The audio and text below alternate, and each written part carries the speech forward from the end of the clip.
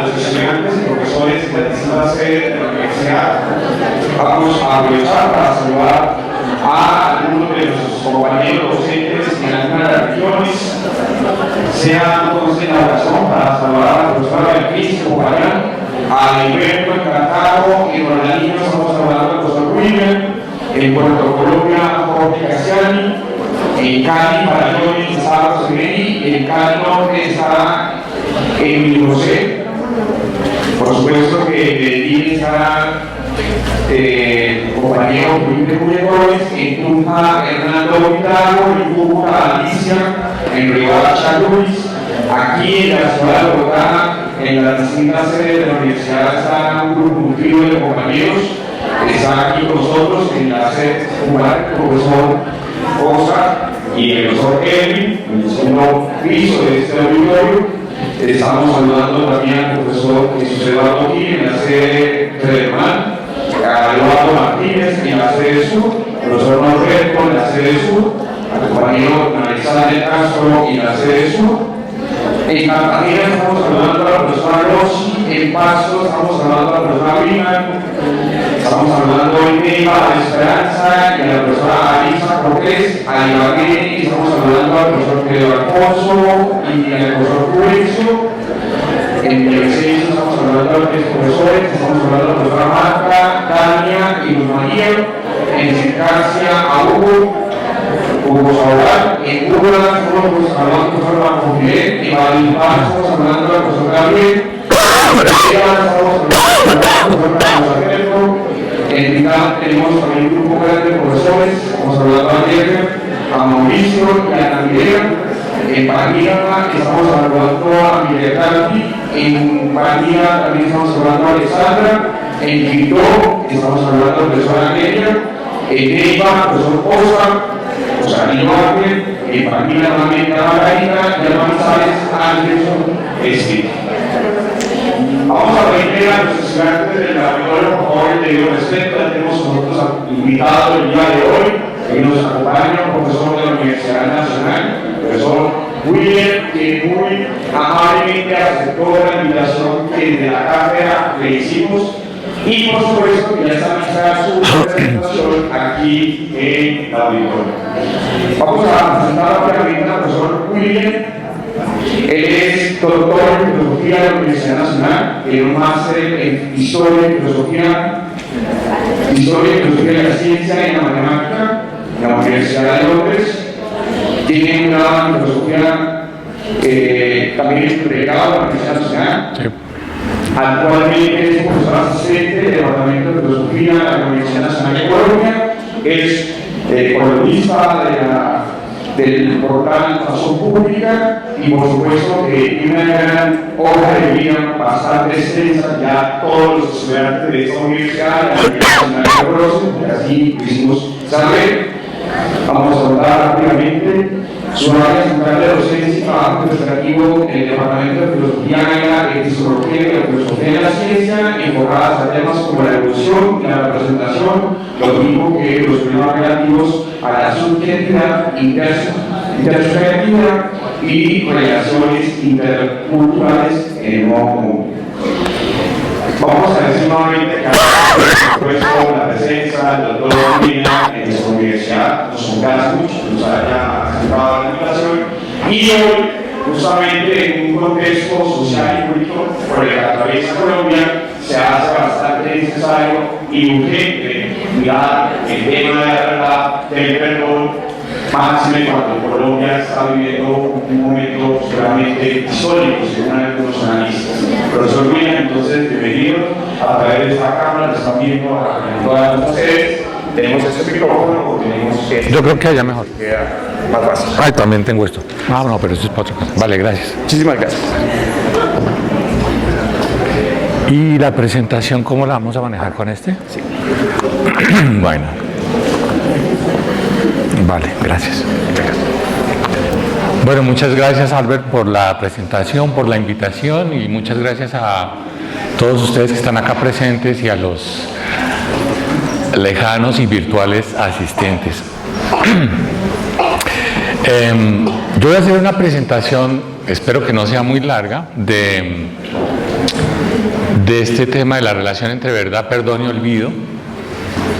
Como decía Albert, teniendo en cuenta lo que está viviendo el país en esta semana, no hay que repetir lo que estamos viviendo, eso es claro para todos, y algunas personas han interpretado la situación actual, en particular específicamente el resultado del no, la victoria, digamos así, del no, lo han interpretado o lo quieren interpretar como el resultado de una falta de disposición al perdón, ¿sí?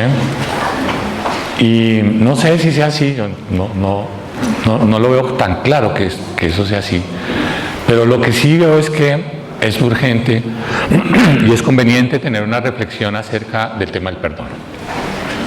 Yo trabajo en un grupo de investigación que se llama Relativismo y Racionalidad. Pues como Albert les contó, mi experiencia filosófica, digamos central, está enfocada a problemas epistemológicos, problemas teóricos de la epistemología. Así que mi acercamiento a estos temas, que son un poco más de otra órbita, quizá de la filosofía política, de la filosofía moral, es un acercamiento desde un trabajo filosófico distinto, de muy distinta naturaleza. Precisamente el punto, qué pena, estoy un poco mal de la voz.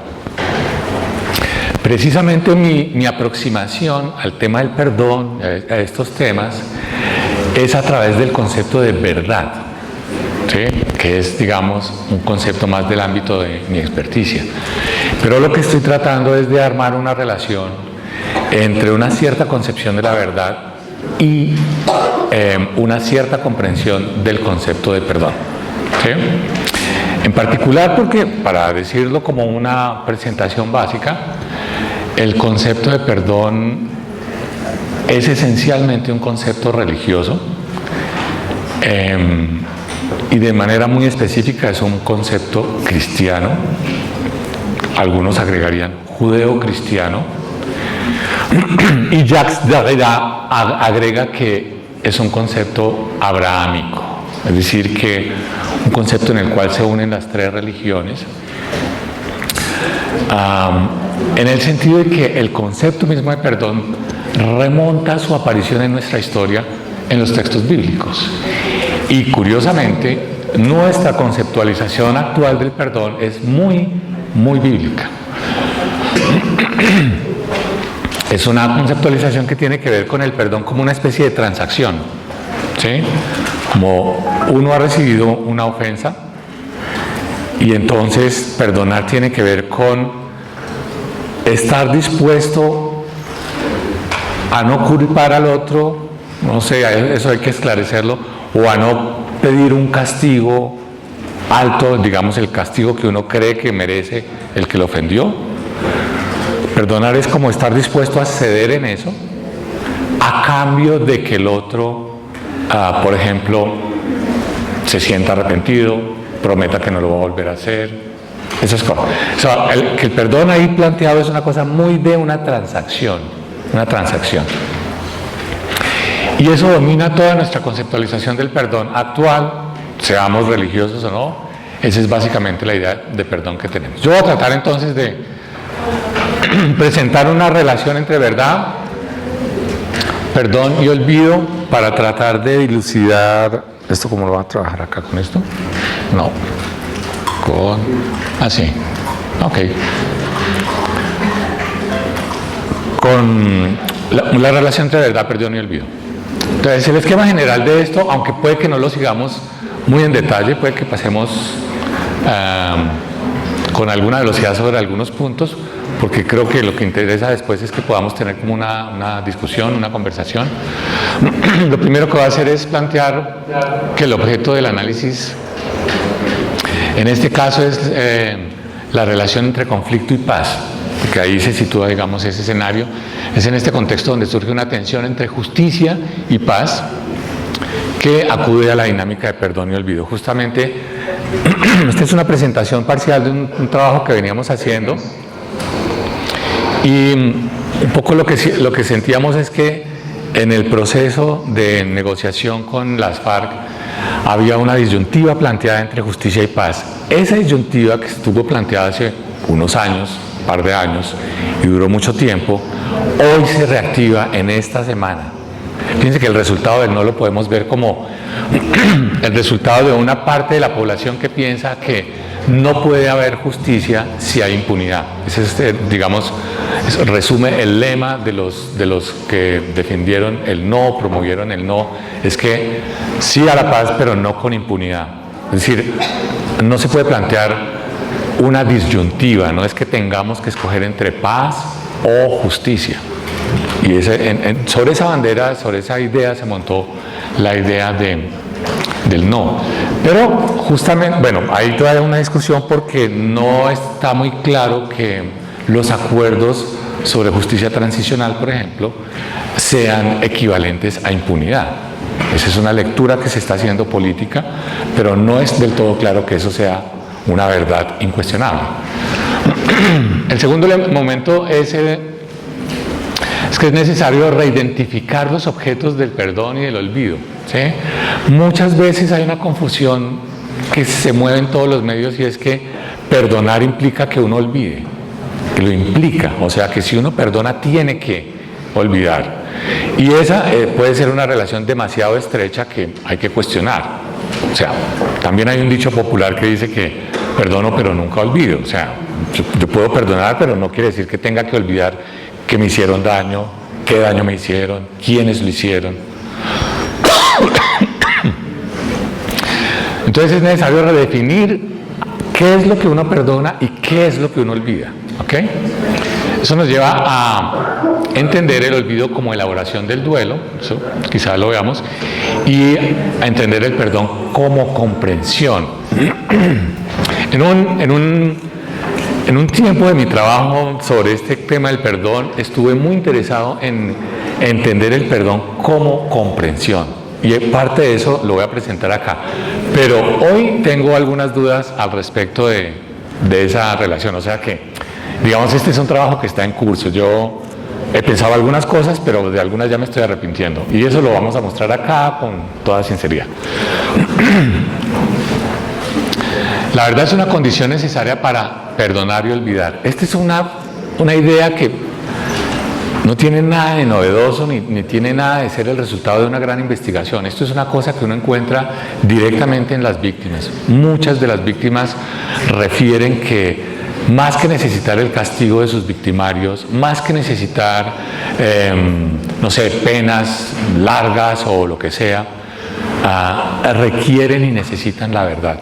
La verdad es un concepto central para las víctimas porque su disposición al perdón tiene mucho que ver con la, digámoslo así, cantidad de verdad que logran, con la cual logran reconstruir todos los eventos del daño. Entonces la verdad es un concepto importante para las víctimas.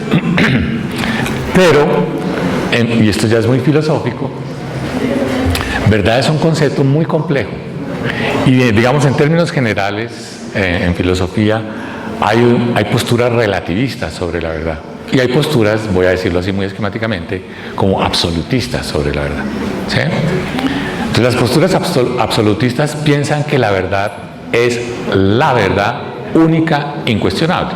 ¿Sí? Y como que ponen ejemplos, voy a decir ejemplos bobos, no importa, es como, no sé, las verdades de la aritmética, que 2 más 2 es igual a 4, eso es verdad y eso nadie lo puede cuestionar. ¿Sí? Eso es absoluto, con solo entender los conceptos nadie puede poner en duda eso. Claro, uno puede decir, bueno, ahí tiene sentido, pero hay otros campos donde pretender que tenemos verdades absolutas es un poco más complicado. ¿Sí? Por ejemplo, que actuar con valentía sea siempre mejor que actuar cobardemente. ¿Sí? Uno puede decir, no, sí, es que actuar cobardemente pues es moralmente malo, o sea. Pero, no sé, no voy a poner ningún ejemplo, pero entiendo que uno puede pensar que hay algún momento en el que uno se abstiene de hacer algo que pueda ser valeroso, ¿sí? Muy heroico, se abstiene de hacerlo porque dice, no, el costo puede ser muy alto, prefiero ser cobarde ¿sí? Entonces, la frase esa de actuar con valentía es siempre mejor o moralmente mejor que actuar cobardemente, pues no es absolutamente... Piensen en una cosa del día a día. La otra vez estaba viendo en un noticiero que ahora los noticieros se dedican a reportar cómo nos roban. Entonces, eso, una imagen de unos tipos, 4 tipos con puñales asaltando a una persona y todo el mundo pasa y pues se aterra, pero nadie hace nada, ¿sí? Actuar con valentía es siempre mejor que actuar cobardemente. Pues quién sabe, porque cuando uno está viendo que hay 4 tipos con puñales, uno actúa cobardemente. Yo actuaría cobardemente, en cualquier caso. Entonces, eso. Verdades absolutas es una cosa cuestionable. Y de ahí se pasa rápidamente a... entonces la verdad es relativa. Entonces la verdad en realidad es una cosa que cada cual ahí acomoda según su perspectiva, ¿sí? A ver, como en el caso que estábamos tratando, a veces es bueno ser cobarde, a veces no. No sé, si estoy con mi esposa y está pasando algo ahí, pues digo, uy, voy a tener que posar de valiente porque si no mi esposa me lo va a recordar toda la vida. No sé. Pero en otras condiciones puedo no hacerlo. La relatividad de la verdad parece aflorar cuando uno encuentra la dificultad de sostener una verdad absoluta. Entonces parece que salta rápidamente a decir, bueno, entonces la verdad es relativa, ¿sí? Estoy trivializando y caricaturizando la cosa, porque en filosofía la discusión es muy compleja, ¿sí? A veces uno siente que debe ser relativista y a veces siente que no, ¿sí? Y eso mismo es un problema filosófico. Yo lo que quiero decir es que una concepción relativa de la verdad podría bloquear la posibilidad del perdón. Y para evitar el relativismo de la verdad que bloquea la posibilidad del perdón, es necesario cambiar el discurso a través del cual se ofrece y se recibe perdón, ¿sí? Y hablo de relato público, un concepto que siga, de pronto puede que aparezca después. La verdad entonces puede o debe ser entendida como memoria histórica para este caso de perdonar. ¿Cómo entender el concepto de verdad? Ahora trataremos de decir algo más. Un proyecto democrático debe garantizarle a la sociedad que el Estado reconstruya, que el Estado reconstruirá y preservará la memoria histórica de la nación. Estoy asociando el concepto de verdad al concepto de memoria histórica, ¿sí? Para este caso. En otros casos, en epistemología, eso no es una asociación usual, pero en este caso podríamos hacerlo.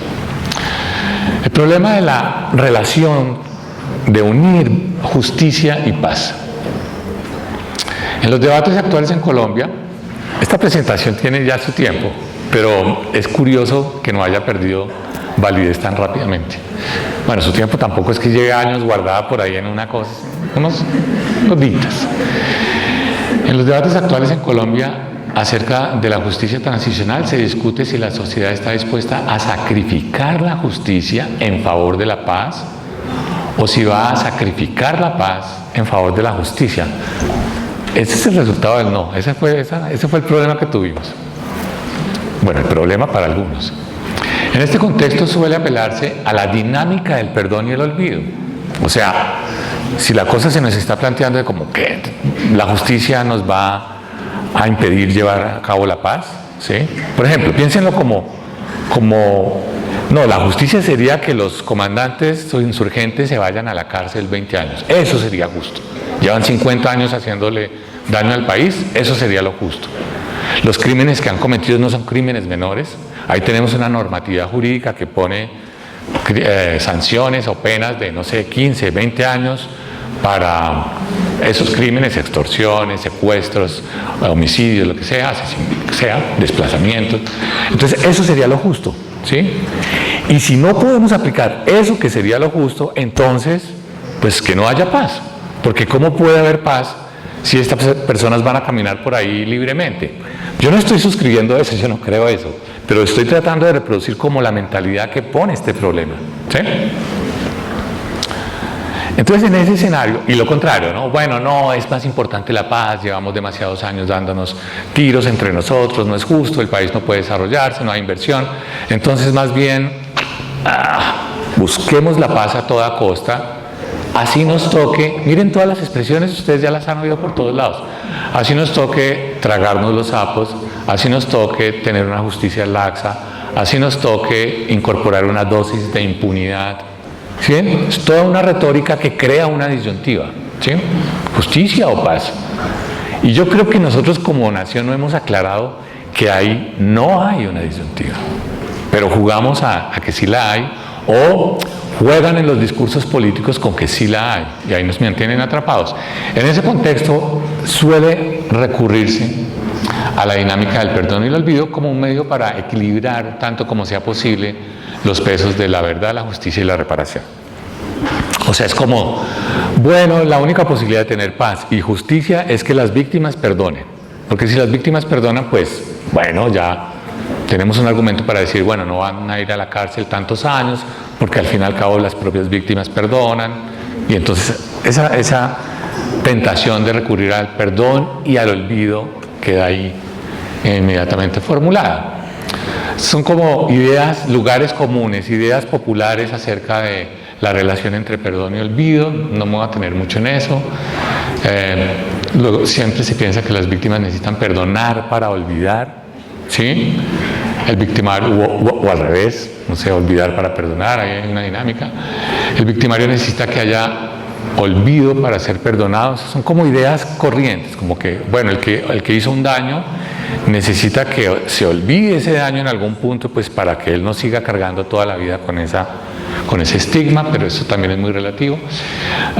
Sin perdón no hay olvido, sin olvido no hay perdón. El perdón debe ser pedido por el agresor, eso es como un propio de la dinámica del perdón. Ahora estoy enfocándome en esa dinámica del perdón.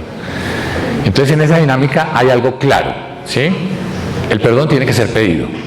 Miren lo que significó todos esos titubeos de Timochenko, que no pedía perdón, que hablaba pero que nunca aparecía la palabra perdón, o que yo no sé quién hablaba, Pablo Catatumbo o Iván Márquez, y la prensa sigue eso con minucia.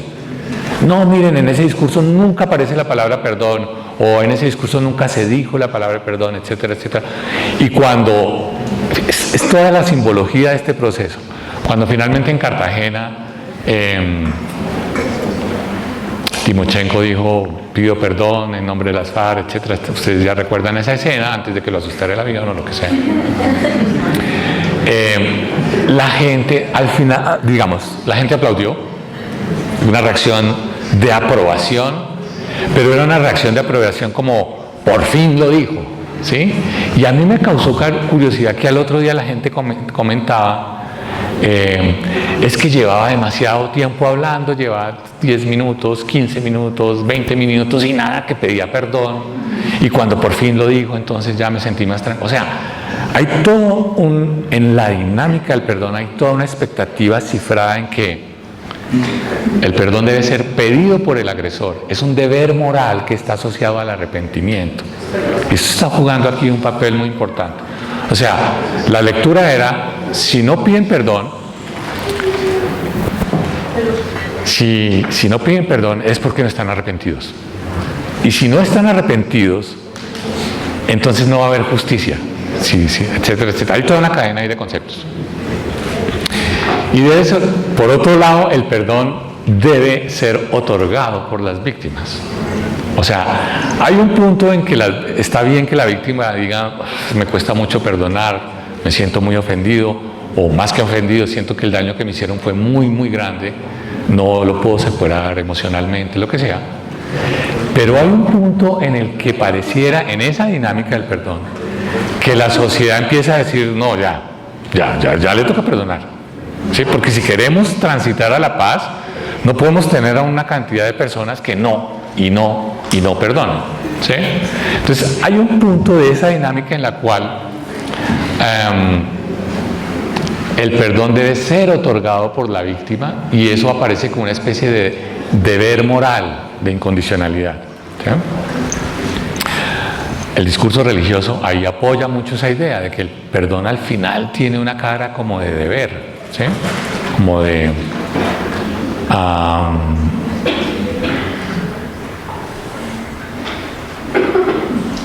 de obligación. Parte de lo que nos enseñó Cristo desde la cruz es que en la peor de las condiciones perdona a los que no saben lo que están haciendo. Hay gente que no sabe lo que está haciendo.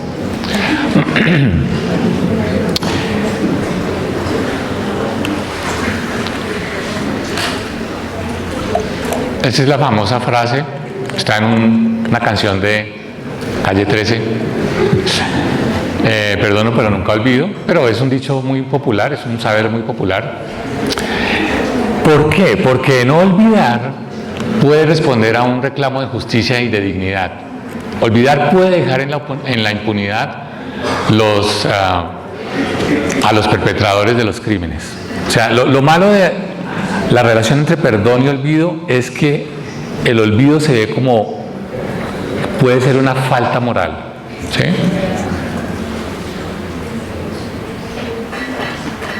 Tengo el deber de no olvidar, porque si olvido, quizá entonces incurro en la falta moral de dejar en la impunidad algo, quitar de la memoria un daño. Justamente Vladimir Yankelevich reclama que la imprescriptibilidad de los crímenes contra la humanidad lleva a que no sean olvidables esos crímenes. Este es un autor que reflexionó después de la Segunda Guerra Mundial sobre el Holocausto y llegó justamente a la idea de que hay un deber de no perdonar, un deber moral de no perdonar, porque el perdón puede engendrar el olvido. Y lo que pensaba Yankelevich con relación al Holocausto era ese episodio de la historia, uno, no es perdonable, ¿sí? Dos, es un deber moral nuestro no perdonarlo. No es que nosotros no lo perdonamos porque estamos muy afectados, porque somos hijos de los que murieron en los campos de concentración. No, pero quizá las generaciones futuras lo puedan perdonar. Yankelevich lo pensó como, no, hay un deber moral de la humanidad de no perdonar semejante crimen, ¿sí? Y también pensó que ese tipo de crímenes no pueden ser olvidados. Y muchas de estas reflexiones de Yankelevich, que es un autor muy famoso con relación a estos temas, han sido traídas al escenario colombiano, ¿sí? Y hay también que verlo con cuidado, si podemos homologar ambos tipos de situaciones.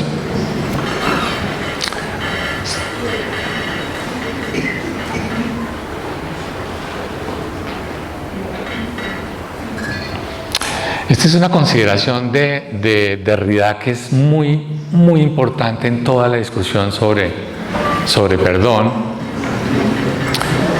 Y parte también del concepto del olvido dice que el olvido no es simplemente el hecho de perder la representación del pasado. El olvido no se limita a ya no me acuerdo del pasado, sino que también se refiere al transformarse, reconciliarse, reconstruir otro cuerpo, otra experiencia.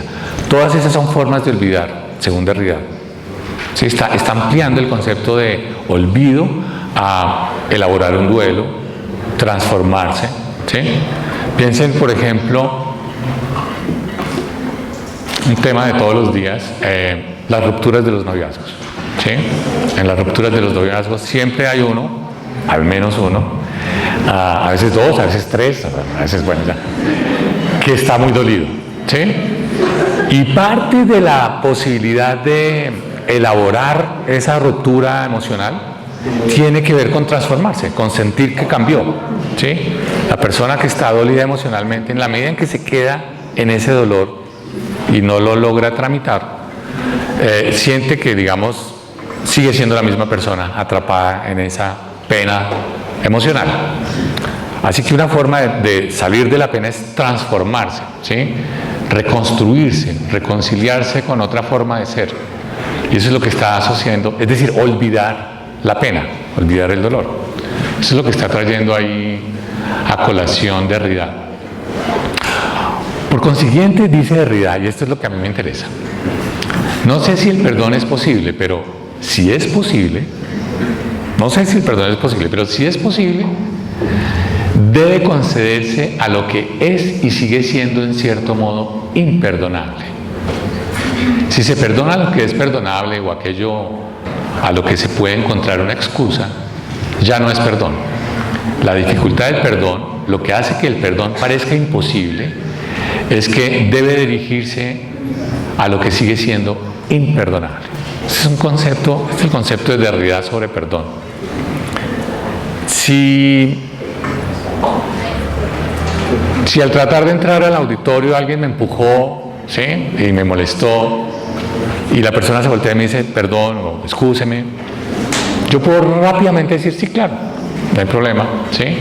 En fin, si uno está dando una conferencia y los asistentes están leyendo sus cartas de amor o lo que sea, y de pronto lo notan y le piden a uno disculpas, uno puede decir sí, claro, no hay problema, no tengo problema. Esas son cosas excusables, ¿sí? Derrida lo que dice es, eso no es realmente el perdón. El perdón es una dinámica emocional, moral, no sé, psicológica, que opera sobre algo que realmente para uno es muy importante, ¿sí? Entonces lo que hace es crear una tensión muy fuerte entre el perdón en realidad solo se dirige a lo que es imperdonable. Cuando uno perdona lo que es perdonable, no está perdonando, está excusando, ¿sí? Así que él restringe el concepto de perdón justamente a lo que sea imperdonable. Ese es un rasgo muy, muy característico de su reflexión sobre el perdón.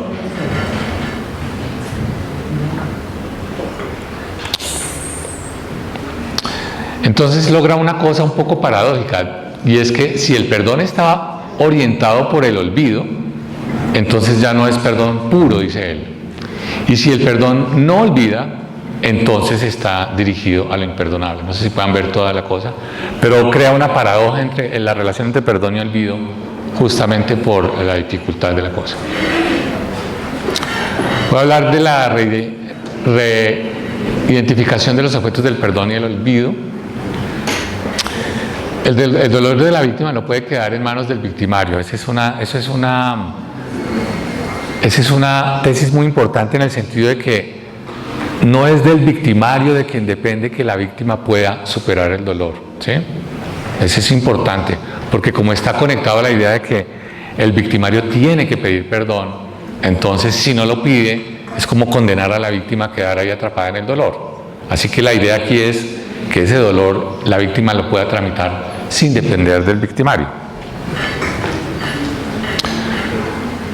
Cuando esto ocurre, la víctima se mantiene vulnerable. Si la víctima es dueña de su dolor, por así decirlo, ella podrá elaborar el duelo como una acción autónoma. Aquí lo que estamos tratando de hacer es hacer que la víctima no dependa del victimario para superar su propio dolor. Eso es muy importante. Piensen en los procesos, por ejemplo, con los paramilitares. Los jefes paramilitares, en muy contadas ocasiones, y en muchas de las pocas ocasiones, solo por orden judicial, asistieron a actos de pedir perdón a las víctimas, ¿sí? Y eso hace que muchas víctimas quedaran atrapadas, eso hizo que muchas víctimas quedaran atrapadas, digamos, en la dificultad de perdonar y en el dolor de haber recibido el daño.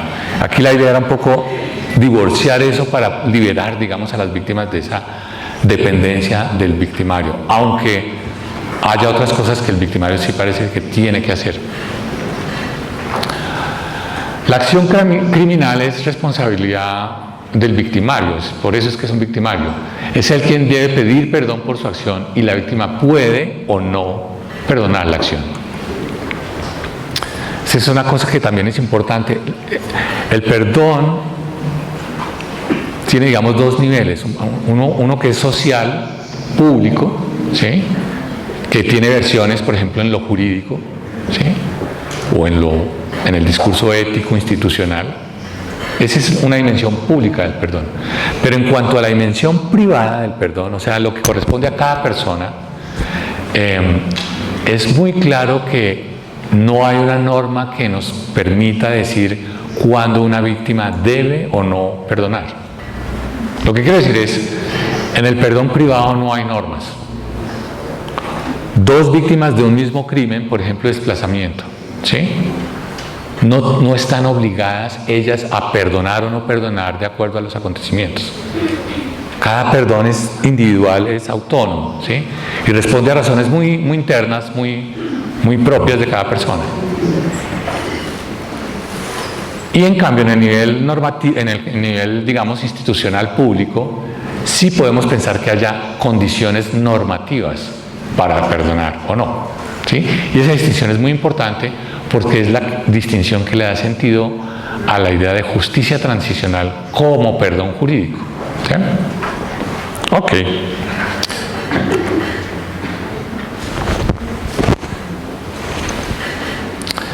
Entonces, el objeto del perdón es la acción criminal y por supuesto la persona, ¿sí?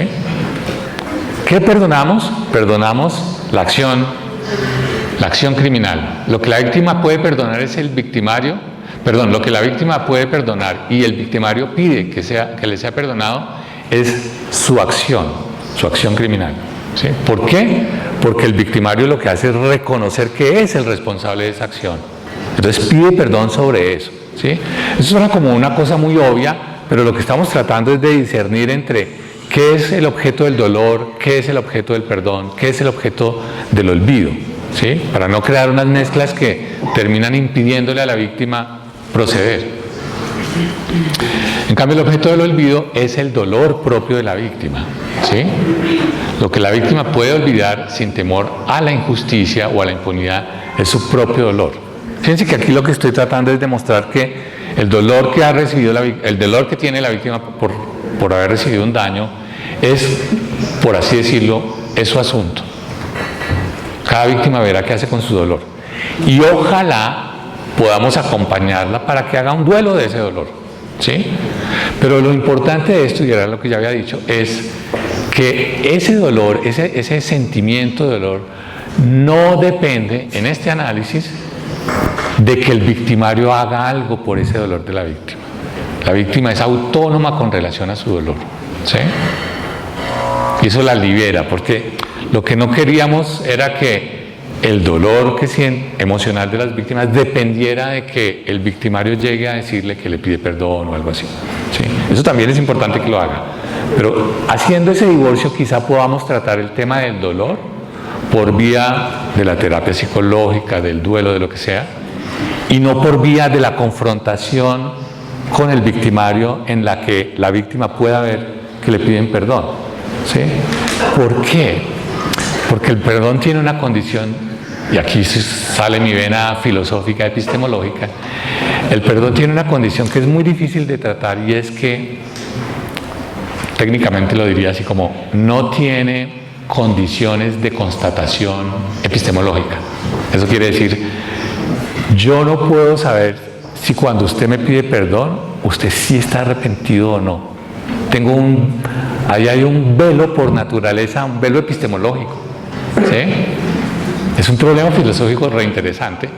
No pretendo despertarlos ahorita diciéndole que es interesante, pero es muy interesante porque alguien puede fingir y yo siempre quedo sujeto a la posibilidad de que alguien finja, ¿sí?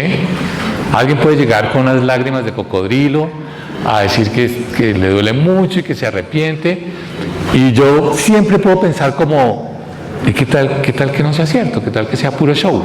¿Sí? Y al revés. Sí, ya ustedes se ríen porque ya saben cuándo les ha pasado eso o cuándo lo han hecho. Una mentira.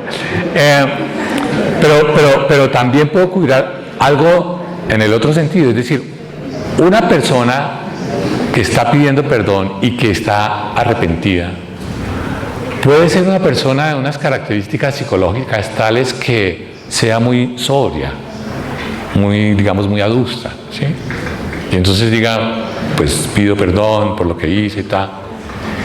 Y uno en su lectura, digamos, de la actitud de la otra persona puede pensar como, no le creo a ese perdón, ¿sí?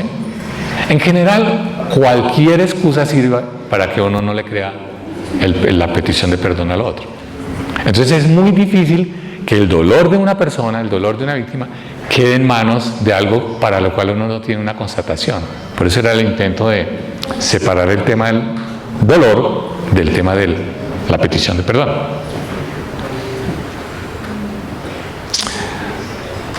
Es por eso que es por pensar que las víctimas deben olvidar el acto criminal. Ese es un error. Nadie está diciendo que las víctimas tengan que olvidar los cilindros bomba en la iglesia de Ojayá. Nadie está diciendo eso, nadie podría pedir eso, que eso se olvide, que se entierre. Eso sería completamente injusto e inmoral. Entonces no se trata de olvidar el acto criminal.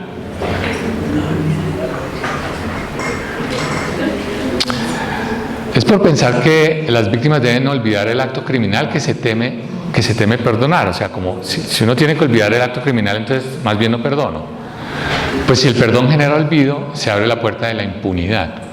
Y es por pensar que lo que las víctimas le perdonan al agresor es su propio dolor, que Derrida piensa que el perdón es de lo imperdonable. Aquí ya hay fallas tipográficas.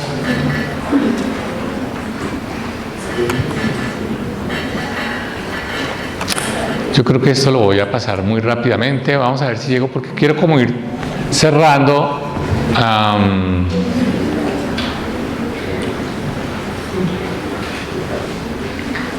Sí, aquí estoy especificando qué es lo que perdono a una persona y perdono sus acciones, ¿sí? ¿Qué es lo que olvido, trato de olvidar mi propio dolor, ¿sí? Es como la idea.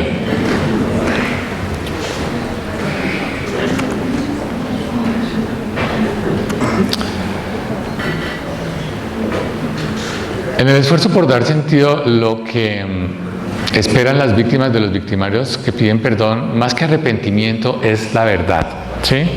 Este es un punto para mí importante, y por ahí voy a ir cerrando como con este tema de la verdad. Quizá no voy a pasar por todas las partes que he anunciado, pero este es un punto importante porque, como les estaba diciendo, el perdón es algo que yo no puedo, el arrepentimiento es algo que no tengo como constatar, ¿sí?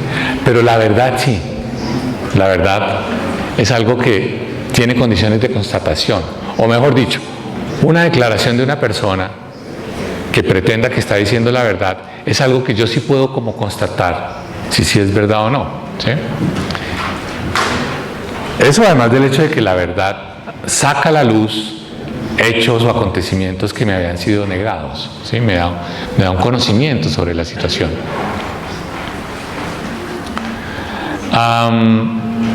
La víctima tiene su relato acerca de lo acontecido y necesita oír el relato del victimario, ¿sí? La víctima reconstruye qué fue lo que le pasó, pero también necesita oír qué es lo que piensa el victimario. Lo que busca no es una explicación justificadora, ¿sí?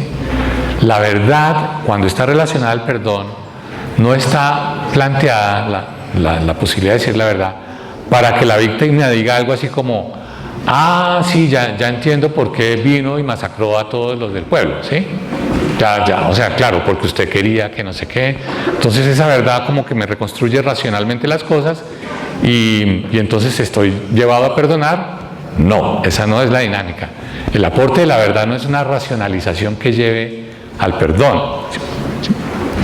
La comprensión que se pretende no es una racionalización orientada a neutralizar el dolor o algo así. La víctima necesita relatos verdaderos para darle sentido a las cosas y así poder perdonar. Yankelevich está situado justamente en el otro lado de Derrida. Yankelevich dice que no se perdona lo imperdonable. Derrida piensa que solo se perdona lo imperdonable. Mi punto es: se perdona cuando se puede dar sentido a las cosas, ¿sí? Perdonar es una forma de darle sentido a las cosas. Ya les dije que ahora me estoy un poco arrepintiendo de esta idea, pero no importa, lo podemos discutir. Lo imperdonable es aquello sobre lo cual no hay una reconstrucción del sentido posible. O sea, lo que estaba tratando era de decir que el perdón tiene que ver con la posibilidad de comprender, ¿sí? Y lo que uno no puede comprender, aquello a lo cual uno no le puede dar sentido, es lo que se le traduce a uno como moralmente como imperdonable, ¿sí? Me gustaba mucho esa idea, todavía no me arrepiento del todo, pero le veo oscuridades.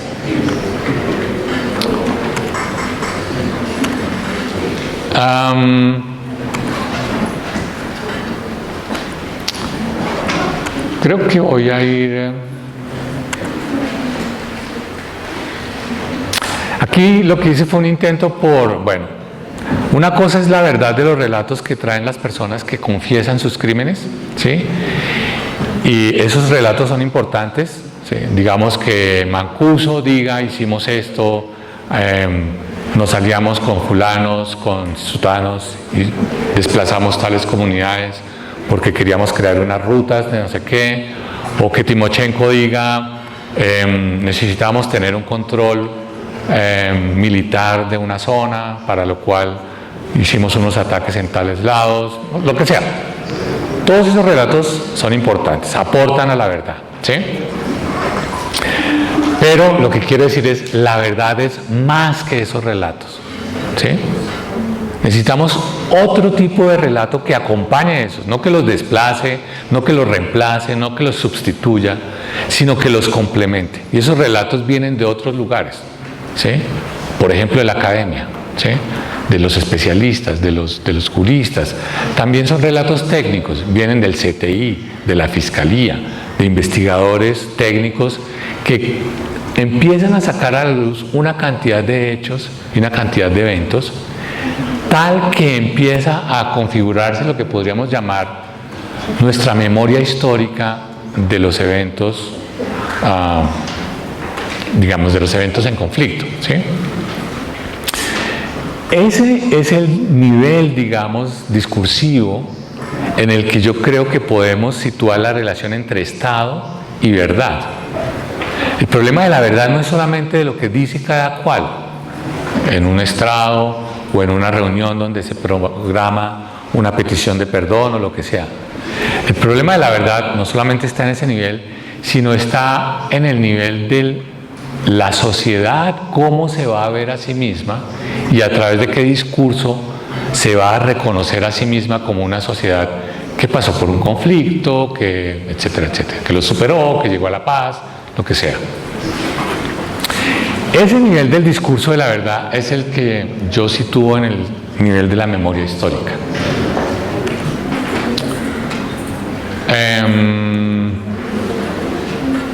La reconstrucción de la verdad como memoria histórica debe ser un compromiso del Estado, ¿sí? No es que se vuelva una cosa institucional, pero el Estado debe garantizar las condiciones que permitan la reconstrucción de esa memoria histórica. Y eso lo debe asumir institucionalmente para garantizar las condiciones que requiere la sociedad en su empeño por iniciar un proceso de paz o por llevarlo a cabo, ¿sí?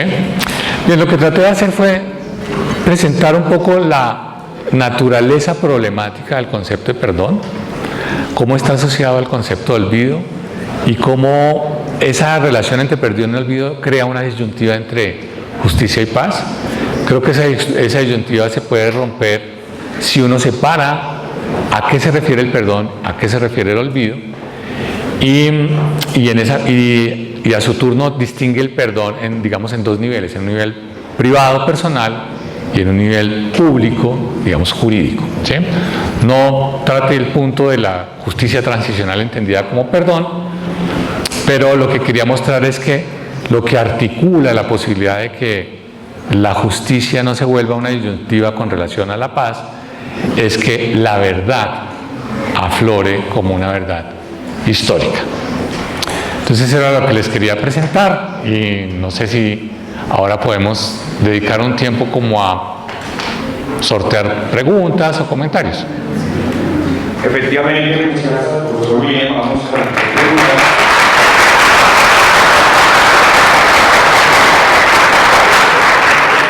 Vamos a darle la pregunta a nuestro Alberto Cardona, que saludamos en este momento, a todos sus estudiantes en la ciudad de Pereira, y tiene la siguiente pregunta. Y es de un estudiante. ¿Cómo podemos ver a la nueva sociedad del posconflicto cuando es evidente en que los dueños del poder político usan todo tipo de recursos para mantener al pueblo en ignorancia, por ejemplo, el debate por el plebiscito?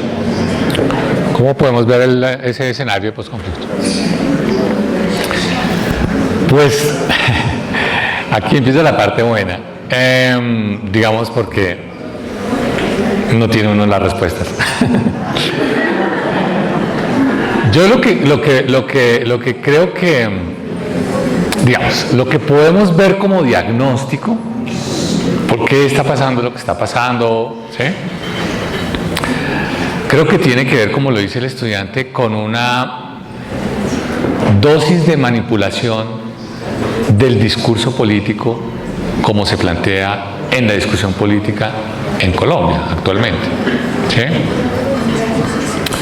Creo que parte de lo que explica que, eso ya lo sabemos y por ahí hay una noticia bastante escandalosa al respecto, parte de lo que explica la victoria del no, pero solo una parte de lo que la explica, es que el discurso con el cual se promovió es un discurso muy básico y tenían, digamos, de su lado la posibilidad de acudir a un discurso completamente básico, cero profundidad, muy emotivo, ¿sí? Para promover su rechazo a los acuerdos. En cambio, el discurso del sí tenía, o parece que tenía que ser un discurso pedagógico, explicativo, con un intento por decir, mire, el problema del agro es que es este y es que es aquello, y entonces eso va a ser mejor. Y eso a la hora de poner la política en el escenario de una campaña publicitaria, crea un desnivel y una asimetría enorme. ¿Sí? Entonces, ¿cómo creo yo que debemos ver hacia el futuro la relación de, digamos, incertidumbre que hay en el momento, dado el contexto que señala el estudiante, dado el contexto de manipulación, etc.? Yo creo que lo que debemos tratar de ver es cómo contrarrestar que unas decisiones políticas tan cruciales como estas queden supeditadas a un formato discursivo que es el de la publicidad. Ahí tenemos una dificultad. Yo creo que la academia tiene mucho que hacer al respecto, pero esa es una dificultad que tenemos que sortear. ¿Cómo hacemos para hablar políticamente a una masa amplia de ciudadanos sin caer en la trampa de que hablar a una masa amplia de ciudadanos es adoptar el lenguaje de la publicidad, del eslogan, ¿sí? De la frase inmediata? Es que si ustedes contrastan, miren, la justicia transicional no es impune porque lo que hace es articular la justicia a la verdad, la reparación y la no repetición, para lo cual entonces las personas tienen que transitar por el lado de la verdad, reciben penas menores, por el lado de no transitar por la verdad, si se les demuestra. O sea, miren todo lo que tengo que decir para dar un panorama básico de por qué la justicia transicional no es impunidad. Y miren lo que tienen que hacer al otro lado. Tienen que decir 5 años de cárcel para un tipo que es un genocida, violador y no sé qué, eso es impunidad. Ahora, ustedes después de oír esas dos cosas, rápidamente dicen, yo le entendí fue a este. Al otro no lo entendí mucho. Piensen en eso, es como, ¿ustedes quieren ser Venezuela? Llevamos 5 años viendo los noticieros, la gente en Venezuela con la cacerola. A eso no hay que agregar, a esa frase no hay que agregarle nada, todos ya sabemos qué es. ¿Ven? Entonces, es un desnivel muy bravo, como dicen ahora, en lo discursivo. Y el punto está en que el discurso político no puede quedar situado en la dimensión del eslogan publicitario. Pues, no sé. Bien, profesor. Hay una pregunta de la profesora Vilma y su grupo de estudiantes de la ciudad de Pasto, que estamos saludando también, y la siguiente: ¿cuáles son los argumentos que fundamentan el perdón y la justicia transicional? Esa es una muy aguda pregunta. Lo que justifica el perdón, algo de eso traté de decir en la presentación. Ahí es muy importante distinguir entre el ámbito privado y el ámbito público. Entonces, yo por ahora creo que en el ámbito privado el perdón no es normativo. Eso quiere decir, no tengo criterios que me permitan decir cuándo se justifica el perdón y cuándo no, en el ámbito de lo privado. ¿Sí? Eso quiere decir, cada persona autónomamente y con criterios muy diversos decide si perdona o no. ¿Sí? ¿Qué es lo importante de que eso sea tan irregular, tan no normativo? Que yo no tengo derecho a criticar a una persona que perdona. Yo no tengo derecho, ni criterio, ni justificación para criticar a una persona que no perdona. ¿Sí? Eso suena como una trivialidad, todos estamos diciendo, pues sí.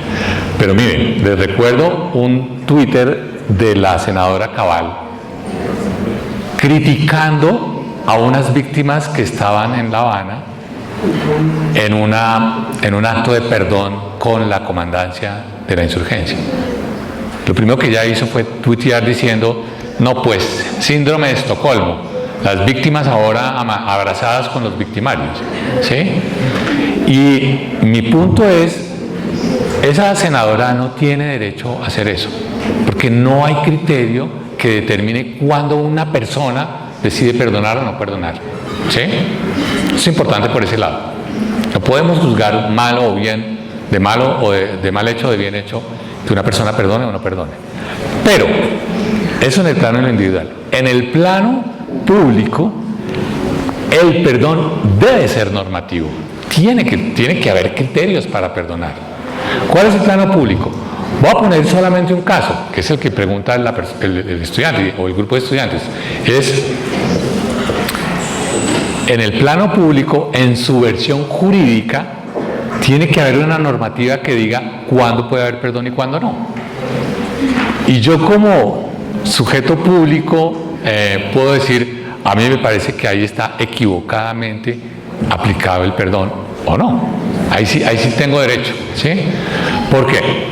Porque en el plano público lo que estamos haciendo es salirnos del plano puramente individual y tipificar a unas personas como agentes de un crimen, y tipificar el crimen, y tipificar la pena que merece el crimen. Eso es lo que hace el derecho, ¿sí? Y la relación de equidad, de proporcionalidad entre el crimen y la pena, ¿sí? ¿Quién define eso? Eso lo definen los juristas, ¿sí? Es un asunto técnico. Claro, miren lo importante de esa pregunta. ¿Quién define los criterios con que uno tasa la correlación entre el crimen y la pena? Unos tipos, unos juristas, ¿sí? Pero ¿y ellos de dónde sacan? No saben, lo sacan de dónde, de su experticia, de su ser, de su formación, lo que sea. O sea, eso no es una cosa absoluta, ¿sí?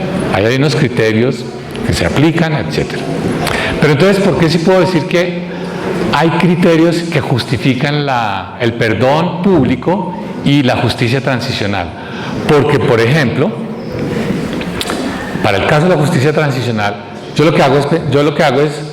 pienso que la justicia transicional es la versión jurídica del perdón, ¿sí?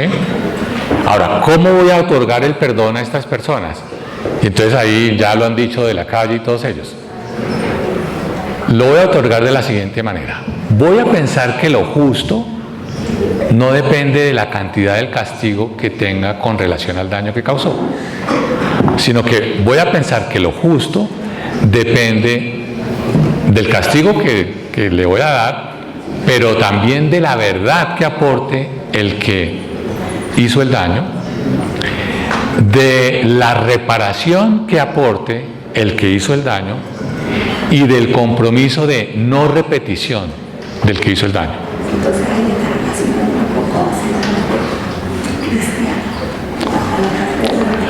Hay elementos afines a una concepción religiosa del perdón, ¿sí? Pero hay otros elementos, ¿sí? Hay otros elementos, no sé. Pero lo importante es que aquí tengo un criterio de verdad un criterio de justicia que no se reduce a ¿qué? Que no se reduce a, usted me hizo este daño que es muy grande, reciba esta pena que es muy grande. ¿Sí? No es una justicia restaurativa. Entonces, con ese criterio es que puedo entender que hay razones que justifican la justicia transicional. ¿Cuáles? Que la justicia está pensada como verdad, como reparación y como no repetición. Y que en la medida en que las personas entren por esa vía, gozan del beneficio del perdón jurídico. con unas penas bajas, ¿sí?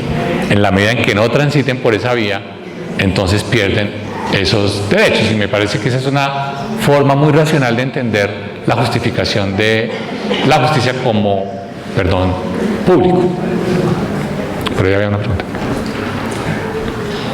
Sí, una pequeña pregunta, digamos, nosotros, ¿cómo nos damos cuenta si realmente tiene mucho incultores que están allá, tienen un arrepentimiento profundo?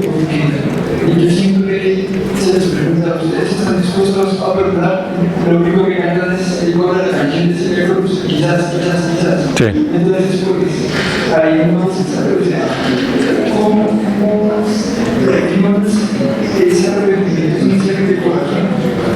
Sí, es muy buen punto. Es muy buen punto porque miren que de eso hablaba ahorita en la presentación, y es que el perdón no tiene condiciones de constatación epistémica. O sea, no puedo saber sobre el arrepentimiento del otro. ¿Sí? Me pueden estar engañando, ¿sí? Y nosotros tenemos un concepto de perdón que depende de ese arrepentimiento. Eso es lo que lo hace, digamos, uno de los rasgos fundamentales del perdón cristiano tiene que ver con eso. ¿Sí? Quien pide perdón debe arrepentirse. ¿Sí? Yo en algún punto decía, y no basta con que yo diga, oiga, me arrepiento, ¿sí? Porque puedo no creerlo. Es más, voy a ponerles un caso más difícil. Supongamos que yo hice un daño y realmente me comporto como muy arrepentido. Lloro y en algún punto ustedes pueden pensar, sí, a mí sí me pareció sincero que estaba arrepentido realmente de lo que hizo, ¿sí? En la dinámica cristiana del perdón, eso tampoco basta, ¿sí? No basta que, incluso en el momento en que pidió perdón, lo noté sinceramente arrepentido. Necesito algo más. Necesito que siempre recuerde que hizo un daño, que el arrepentimiento no sea un estado momentáneo en el momento que pidió perdón. Necesito, Nietzsche lo llama de esa manera, necesito que haya una conciencia de la culpa, necesito que viva en la conciencia de la culpa. Entonces es una exigencia muy alta, ¿sí? Claro, a los que recibimos el daño no nos basta con que nos diga, oiga, no, sí, yo me arrepiento, ¿sí? Necesitamos que viva ahí identificado como una... Y yo, que soy víctima, por eso quiero complementar este otro lado de su pregunta que me parece muy importante, yo que soy víctima, de acuerdo a lo que estaba mostrando, esa confusión con el tema del olvido hace que yo no quiera que se olvide que fui víctima, ¿sí? O sea, necesito que se recuerde siempre que a mí me ofendieron, que no haya olvido sobre el daño que me... Entonces miren el efecto un poco perverso del perdón, entendido así. Y es que una vez que ocurre un daño, yo necesito que usted siempre sea consciente de la culpa. Viva como conciencia de la culpa. Mala conciencia, lo llama Nietzsche. Y yo viva como permanente testimonio del daño. Que yo me defina de aquí en adelante como soy una víctima. Y no puedo permitir que se olvide que soy una víctima.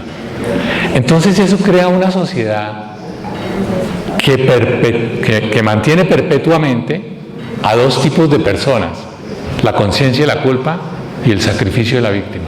A mí me parece que en ese contexto, por eso es que pienso, yo quiero apuntarle a un concepto de perdón que sea distinto, ¿sí?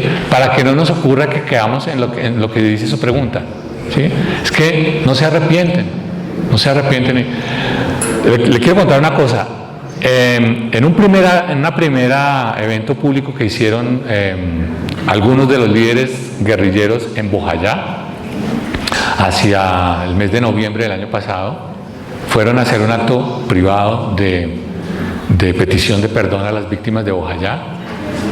Dijeron una cosa que es interesante. Dijeron, venimos acá a reconocer nuestra responsabilidad en las acciones que causaron tanto daño y dolor en la comunidad. Entonces a mí me pareció que ahí tal vez haya una idea de perdón distinta, centrada no en el arrepentimiento cristiano, sino en el reconocimiento de la responsabilidad y el compromiso de la no repetición. Me parece que debemos indagar sobre posibilidades de entender el concepto de perdón, posibilidades que nos saquen de esa situación en la que yo no termino por creerle a usted y yo no termino por necesitar ser una víctima por siempre y jamás. Yo creo que el proyecto de esta sociedad, y lo conecto con la pregunta anterior, tiene que ser que a mediano plazo en Colombia nadie se identifique a sí mismo existencialmente como una víctima. No porque no hayan existido, sino porque han cambiado su proyecto de realización personal. Su identidad personal ya no sea la de víctimas, sino de personas que tienen un futuro y que tienen un plan de vida. Pero es una pregunta bien importante. Pregunta, Victorio. Tengo una pregunta y es con respecto a lo que está respondiendo usted en la conferencia. La siguiente. Usted trae el contexto del periodo de perdón que Timochenko hizo en Cartagena, pero él no pidió perdón exactamente, dijo, les ofrezco perdón, como cambiando los papeles. ¿Usted cree que puso la palabra correcta o usted cree que su discurso no a favor de la percepción de ese perdón así? ¿Era cómo? Él dijo, les ofrezco Sí. perdón, no dijo, les... Sí. Pero al final decía, o usted cree que era... No, mi pregunta es, ¿usted cree que él usó la palabra correcta o usted cree que su discurso no a favor de esa percepción de perdón? Ah, ok. Sí. Mire, yo creo, no sé si es que soy demasiado condescendiente, yo creo que fue un error, fue un error enunciativo, ¿sí? Porque en Colombia, yo no sé, cada rato aparecen unas modas lingüísticas, ¿sí? Entonces, ustedes son víctimas de eso también. Por ejemplo, ahora les dio a todos por decir demasiado, por decir la palabra demasiado para cualquier cosa, ¿sí? Entonces, te quiero demasiado, me gusta demasiado la hamburguesa, ¿sí? Y ese es un mal uso lingüístico, ¿sí? Pero se impuso, ¿sí? Y también, ese era un ejemplo, pero otro ejemplo de eso, de esas mismas usos lingüísticos que empiezan a aparecer por ahí, es, no, uno no pide perdón, uno ofrece disculpas, ¿sí? Y eso se volvió como una, no sé, eso se popularizó. Yo no tengo nada contra esas tendencias lingüísticas, de la pragmática lingüística. Yo creo que lo que le pasó a Timochenko ahí fue que confundió las dos fórmulas. ¿Voy a ofrecer disculpas o voy a pedir perdón? ¿Sí? Y al final, en una mezcla desafortunada, terminó ofreciendo perdón. ¿Sí? Lo cual sí crea como un contrasentido, porque cuando yo ofrezco perdón es cuando yo estoy perdonando, ¿sí? Doy el perdón. Eso, la palabra tiene que ver con eso, es un don. Entonces creo esa cosa. Le voy a ser muy sincero en mi respuesta. A mí eso me parece un detalle menor. A mí me parece que quedó claro que estaba diciendo en nombre de las FARC, pedimos perdón por los crímenes que cometimos y el dolor que causamos, que era lo que la gente quería oír. Y me parece que eso quedó sin ambigüedad, claramente planteado. ¿Sí? Entonces el detalle es si al decir que pido, entonces creo una confusión, me parece que se libera rápidamente cuando uno lee el resto del contexto del discurso y me parece que ahí no hay problema. Entiendo que hubo varios intentos de decir que era una cosa oscura y que entonces qué era lo que realmente tenía en mente, pero yo creo que ahí podemos ser caritativos. Es la palabra técnica para eso. Profesor, ¿cómo está? Seguramente la connotación epistemológica de la confianza no ha sido validada, pero creo que como variable de interacción tiene que ser expuesta en claro. En ese sentido, ¿qué papel juega la confianza cuando hablamos de perdón?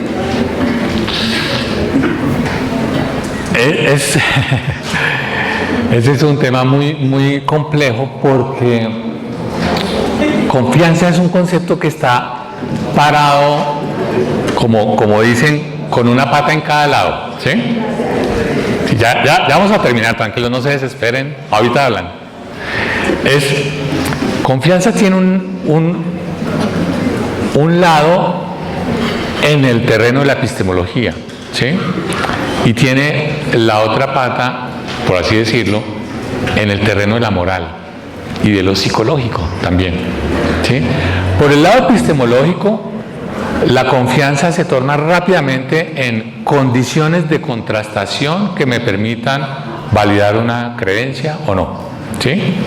Entonces, fíjense que por el lado puramente epistemológico, uno tiene una hipótesis y esa hipótesis, digamos, uno tiene confianza en esa hipótesis en la medida en que se articula la teoría y cuenta con elementos de contrastación y listo. Ese es un sentido de confianza. Pero estoy seguro que ese es un sentido de confianza que incide mínimamente en esta discusión, que es el punto suyo. Entonces, ¿dónde me deja la pregunta? En el otro lado, en el terreno de lo psicológico y de lo moral. Y ahí es donde ya lo epistemológico no me ayuda, no tengo condiciones de contrastación fuerte para tener confianza o no, ¿sí? Lo grave de eso es que la confianza es central en esta dinámica de perdón y olvido. Yo no quiero tener un análisis que me lleve a decirle a usted, no, con la confianza sí, ni modo, usted o confía o no confía. Pero pues ahí no hay forma de saberlo. No, yo quiero llegar a una idea de confianza que se pueda apreciar en algún sentido. ¿Dónde la veo? Entonces, mi respuesta es, yo creo que la confianza tiene que ser entendida conceptualmente como acción, ¿sí? Lo que quiero decir es, no me puedo plantar ante usted para decirle, no, tiene que confiar en mí, ¿sí? Cuando voy a hacer un negocio con una persona toda rara y me dice, no, deme la plata que yo después le mando el carro, ¿sí? Y ya, ahí tengo una desconfianza, ¿sí? No puede ser que la respuesta sea, tiene que confiar en mí, si no, pues, no. Entonces, ¿cómo resuelvo esa cosa? Yo creo que eso se resuelve en la acción. Necesitamos un concepto de confianza que esté conectado con que las personas que quieren ser confiables actúen, pongan en una acción algo que dé cuenta de su confiabilidad, ¿sí? Y las personas que van a dar la confianza procedan a continuación. El compromiso de la confianza es primero en la acción y en la acción de quien quiere ser confiable, quien quiere presentarse como confiable. Les voy a poner un ejemplo rápido. Las FARC están negociando en La Habana. Están diciendo todo el tiempo, desde que se sientan en las primeras aproximaciones, luego llegan a La Habana, están diciendo todo el tiempo, nosotros negociamos, pero si hay cese bilateral del fuego, ¿sí? O sea, condición para empezar a hablar, que cesen las hostilidades y haya cese el fuego bilateral. Quiere decir, usted, señor presidente, dé la orden al ejército de que no hay más ataques a la guerrilla. Y el presidente Santos dice, yo no confío mucho en ustedes. ¿Por qué voy a confiar en ustedes? Esto ya ha pasado muchas veces. Entonces se rancha y dice, no, conversamos, pero en la guerra. O sea, aquí no hay cese. Estamos hablando, ¿sí? Fíjense que un elemento para ganar confianza hecho por las FARC no fue insistir en, oiga, no, pero créanos, confíe en nosotros. No, fue decir, ok, cese unilateral del fuego. Es una acción, ¿ve? Yo creo que la confianza se logra cuando el que quiere ser confiable traduce en una acción que sea legible por el otro, que el otro la entienda. La confianza se logra cuando el que quiere ser confiable logra poner en una acción la confiabilidad de su disposición. Ese caso, por ejemplo, cese unilateral, eso dio confianza. Miren, hay una serie de preguntas. Vamos a una pregunta de la sede sur. Se la vamos a profesor Norberto de sus estudiantes aquí en la ciudad de Bogotá. Y tiene que ver incluso con la práctica profesional de muchos de nuestros compañeros docentes que están aquí en esta sala el día de hoy, y la pregunta es la siguiente. Partiendo de las categorías mencionadas como perdón, verdad, olvido, son de naturaleza predominantemente subjetivas. ¿Cuál sería el papel de la educación en el proceso actual de nuestro país? Gran pregunta.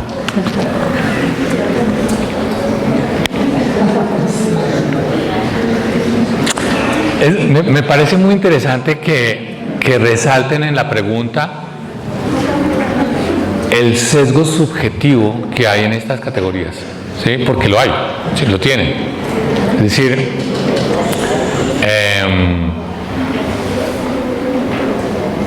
lo que decíamos, el perdón cuando es una cosa personal, pues no es normativo, depende mucho, como dice en la pregunta, es de la perspectiva subjetiva que uno tiene sobre las cosas, depende de la educación que uno tuvo, de la formación familiar que uno tiene, etcétera, etcétera. Y no quiero decir con eso que uno entre más educado en la universidad, más disposición al perdón tiene, no.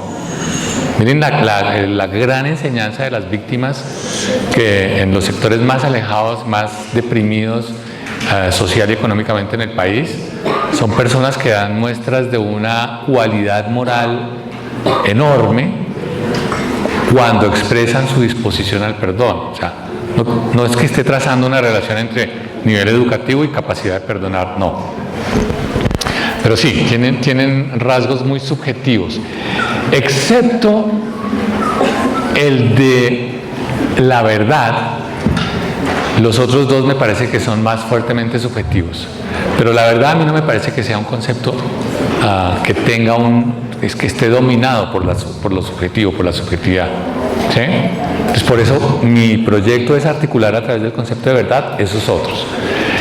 ¿Qué le queda a la educación por hacer? ¿O qué proyecto podemos plantearnos como proyecto educativo? Yo lo que pienso es que, para retomar algo que estaba diciendo hace poco, a lo que tenemos que apuntarle como educadores es a que la gente, a que nuestros estudiantes o las personas que estamos formando piensen en el futuro como un proyecto para realizarse. ¿Sí? Por ejemplo, que piensen en el perdón no solo como la acción de ok, ya le quito la culpa o ya, está bien, que no lo castiguen, sino que piensen en el perdón como un proyecto de futuro, como un proyecto de realización de nuevas formas de ser. ¿Sí? Ese es un tema más complejo que estoy desarrollando en un artículo que conecta la idea de perdón con la idea de proyecto de vida, proyecto de realización, ¿sí? De redescripción de la vida. Entonces veo que el papel de la educación tiene que ver con eso, con que entendamos que, voy a decirlo de manera simple porque ya me está enredando, quiero decir, lo que los educadores podemos hacer es hacerle entender a la gente que uno no es algo y punto, sino que uno es algo, pero uno puede ser algo que se proponga. Esa dinámica mental de que el estudiante joven o lo que sea, un niño, lo que sea, entienda que se puede parar en el mundo con el proyecto de ser algo, es muy importante. Yo creo que es el papel fundamental de un educador, hacerle entender al otro que puede llegar a ser algo que quiera ser. ¿Sí?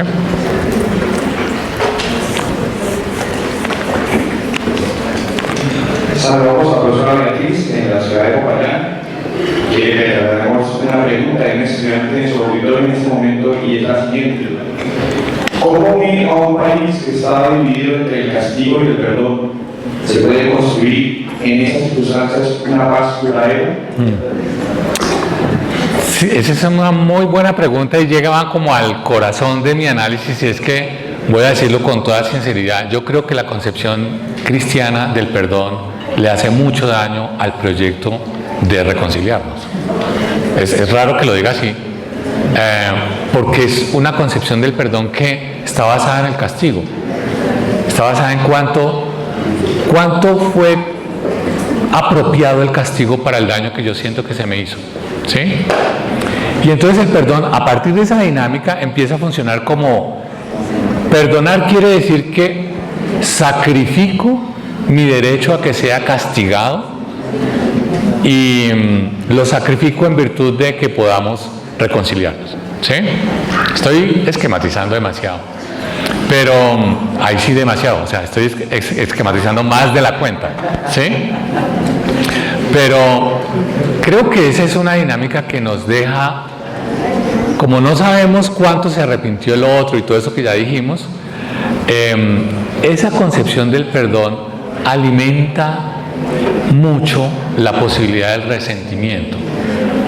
Y lo que está claro es que cualquier cosa que sea el proyecto de vivir en paz tiene que ser la posibilidad de erradicar el resentimiento. Si seguimos en el resentimiento, las posibilidades de que se generen nuevos ciclos de violencia son enormes.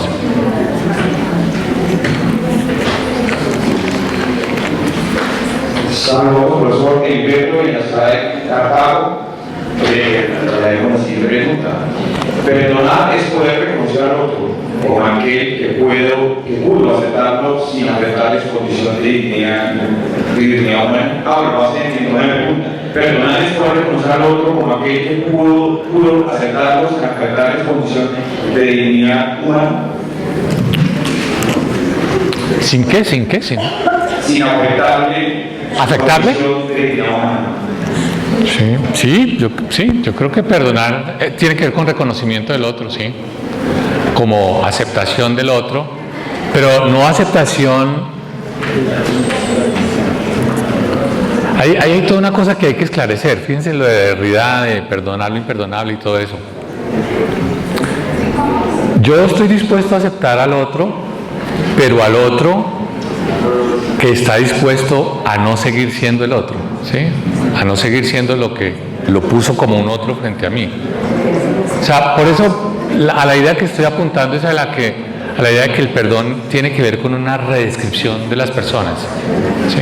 Entonces sí, es un reconocimiento del otro. Y un reconocimiento que tiene que ver con que el otro fue el que me hizo daño, pero también es el que está dispuesto a transformarse. Sí, creo que tiene que ver con ese tipo de reconocimiento. Es que, porque lo que estoy diciendo, a donde estoy apuntando es a que esta forma que lo acabo de poner, la contrapongo a la idea de que sí, es reconocimiento del otro, pero del otro que me hizo el daño, y necesito que sea siempre reconocido como el que me hizo el daño. ¿Sí? Lo que una profesora española que se llama Barcárcel trata como el tema de la estigmatización del victimario, ¿sí? Hay una noción de perdón que necesita estigmatizar al victimario, ¿sí? Entonces, lo reconozco al otro, le doy un reconocimiento como victimario, pero quiero que quede claro que él fue el victimario. Quiero que quede estigmatizado. En mi visión es como, lo reconozco que fue el que me hizo el daño, pero estoy dispuesto a reconocerlo si es que el otro reconoce su posibilidad de ser otro, ¿sí? Es un juego de reconocimientos.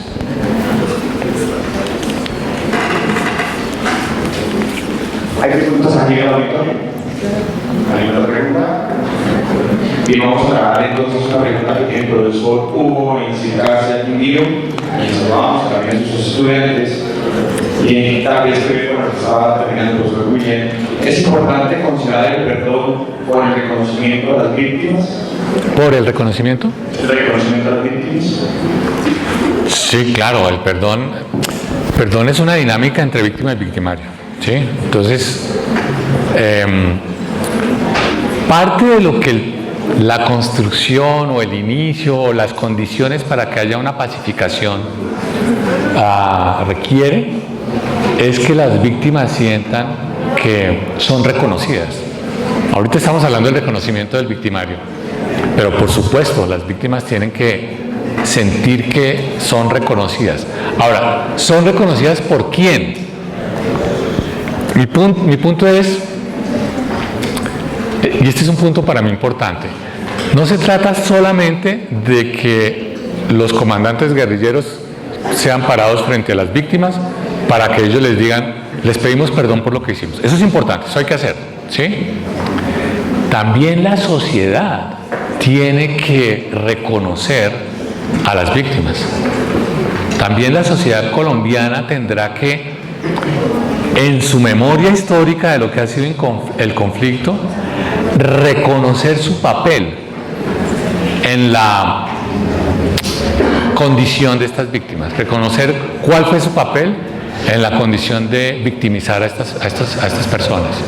Y por eso de que el Estado tiene una responsabilidad en la creación de una memoria histórica, en la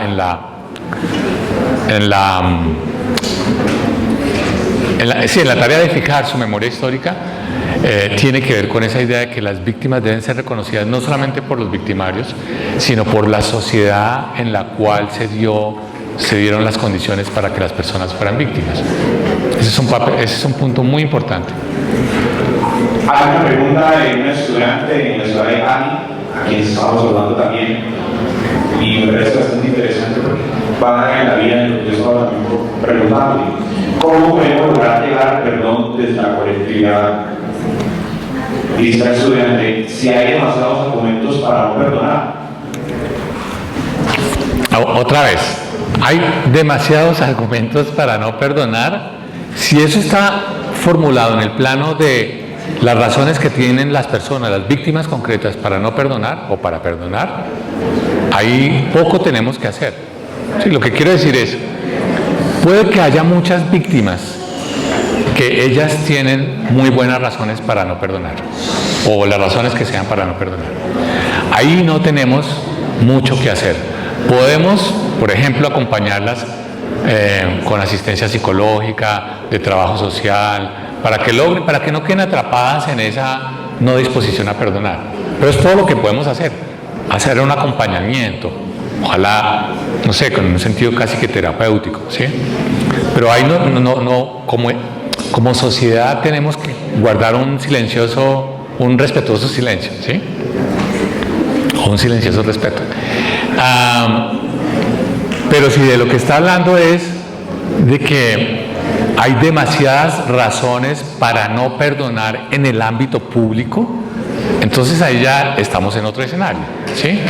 Por ejemplo, lo que todos entendemos es que la campaña del no ganó porque un sector de la población y un sector político, o varios sectores políticos, encuentran que hay demasiadas razones para no llevar a cabo un perdón público en el ámbito de lo jurídico, ¿sí? Eso es discutible, ¿sí? Otros creen que hay demasiadas razones para llevar a cabo ese perdón, ¿sí? Pero lo que quería era, para comentar la respuesta, para comentar la pregunta de la estudiante, es que haya razones o no para perdonar tiene que ser situado en dos distintas dimensiones, privada y pública. Y en la privada no hay discusión, en el ámbito público es discutible, ¿sí? Va a haber personas que dicen hay muy buenas y demasiadas razones para llevar a cabo, por ejemplo, la justicia transicional, ¿sí? Entonces es discutible. Bien, son las 10:40, yo creo que no hay más preguntas. Bueno, aquí en la segunda, no, también se han abordado algunas de nivel nacional, no sé si el profesor Julián me responda otras. Hay una del profesor Alberto Pereira que dice de la siguiente manera. Yo ya iba a dar las gracias. ¿Cómo parece lo que se perdonaron los liberales conservadores por los errores ocurridos entre 1836 y 1960? ¿Es amnesia, era perdonable, es ingenuidad o síndrome de Bate Boga? Pregunta al profesor Carlos en Pereira.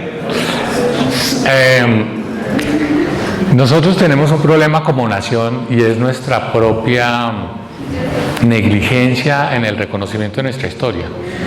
Eso es una condición de la que padecemos.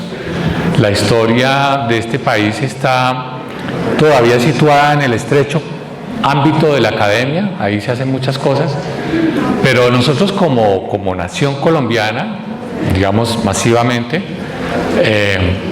no tenemos ni idea quiénes somos, no tenemos memoria histórica, no tenemos identidad cultural. O sea, cuando uno está en otros países se encuentra que hay un tono distinto, ¿sí? Particularmente, por ejemplo, en México, ustedes encuentran que los mexicanos son de un orgullo nacional, de una claridad en su identidad, tienen un reconocimiento de su historia, ¿sí? Ese no es un fenómeno que domine aquí en Colombia. Y parte de lo que tiene, de la historia política del país, también tiene que ver mucho. Parte de lo que ha sido la historia política del país también ha sido ignorado por nosotros. Entonces lo que terminó ocurriendo con esos conflictos que hace referencia el profesor es que fueron decantándose en una especie de olvido histórico nacional. Todo lo que sabemos de la violencia es lo poco que le oímos a los abuelos y a los papás. Y está, por supuesto, la academia que ha trabajado esas cosas, pero nosotros no tenemos una identidad cultural basada en esa historia. Y eso pues es muy lamentable. Ahí también los educadores tienen mucho que hacer. Bien, pues muy bien. De esta manera vamos a dar por terminada la transmisión y saludar a todos los profesores y compañeros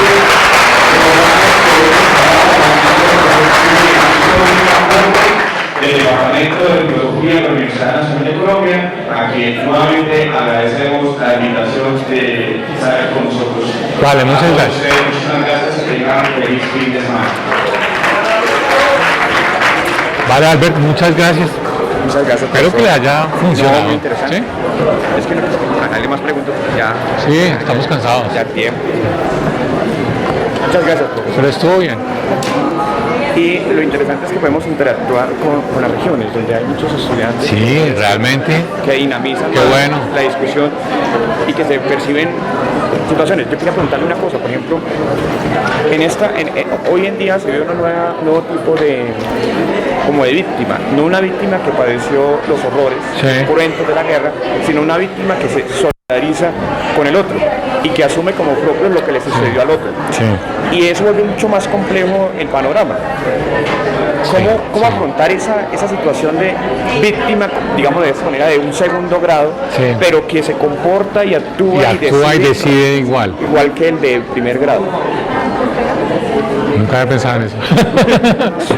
No sé, yo creo que ahí la cosa de los discursos políticos juega un papel importante, porque parte de esa mecánica por la cual usted termina conectándose con las víctimas de primer grado es una identidad que usted crea a través de los discursos políticos que están funcionando ahí, de las campañas y todo eso.